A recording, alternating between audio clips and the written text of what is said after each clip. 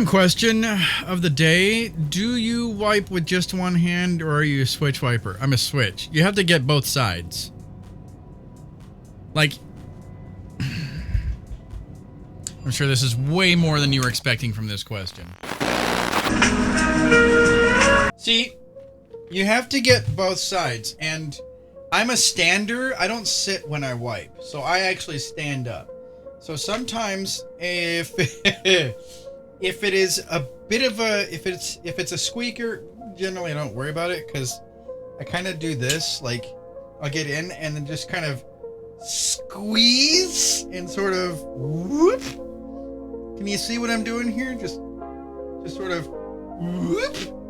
But sometimes like it's not enough, so I kind of sometimes, and I'm not even kidding about this, sometimes I have to put my leg up on the toilet and really get it in there.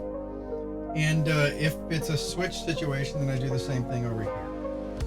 I'm not so good with my right arm because I'm a lefty, but it sometimes requires drastic tactics. So, hey, you should know by now.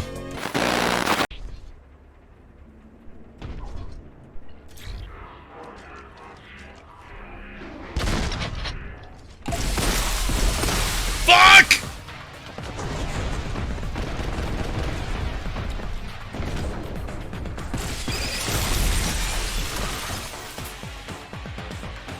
Come on down, boys.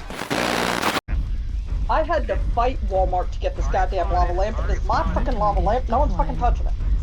Yes. Except my cat, because he can do whatever he wants. No, certain things he can't do whatever he wants, and this is one of them. Back the fuck up. My lava lamp, bitch. Just give it a couple of days. It'll be the floor's lava lamp. Did she drink at this child's party? Because the Southern's really coming out.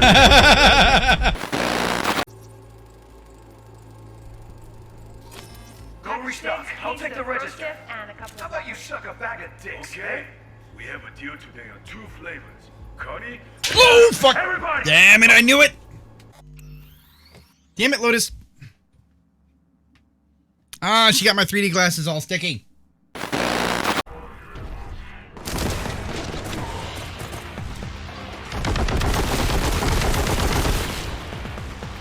Yeah!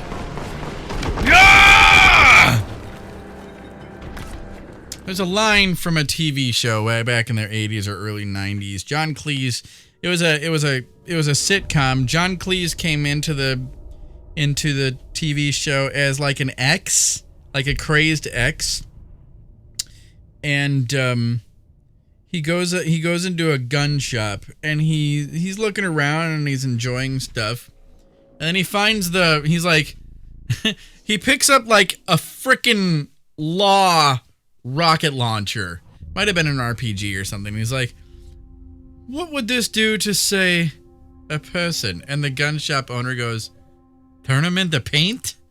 I love that. I love that line. I think about that line many times. You're in the rock. If you feel you could smell what he was... I don't feel like ever being in the rock. That man looks like he could just snap your dick off with his asshole. That remember Barrel and Shadow was for nothing. We won't even need it after tomorrow. That's okay. Please let me play the game. But yeah, so I have a joke for you right. while we walk through the halls of the Titanic. So this guy's driving along the road and his car breaks down, and there's a nearby monastery, and he goes up and he asks them for help. So they bring him in and they put him up for the night and they feed him and they get someone to come over and fix his car. But while he's sleeping, he hears this haunting, beautiful melody. Like, it puts him in mind of the siren songs of Greek epics, and he can't seem to, like, he's like, sit back, sit comfortably. And he can't seem to get it out of his head. So in the morning he asks the monks about it, and they say, well, we can't tell you, you're not a monk. So he lets it go and he walks off and drives away, and for years this tortures him. He needs to know what this siren song is. So eventually he goes back to them and he asks them again. They said, you're not a monk, we can't tell you. And he says, then make me a monk. They say you can't just become a monk. You have to go through a process. You have to travel the world and consider every grain of sand and count every blade of grass. He goes, fine, if that's what it takes. So he goes off and he travels the world, and he comes back years later, wizened and grayed, and says, I figured it out. There is an uncountable amount of blades of grass, for only God knows that answer, and we consider the grains of sand to realize that we are but grains of sand in the state of the universe. And they go, very well, you understand, you can become a monk. So they take him downstairs and they give him his robe and they say, you can now see the secret. And they take him to this beautiful wooden door and they hand him a key and he opens it.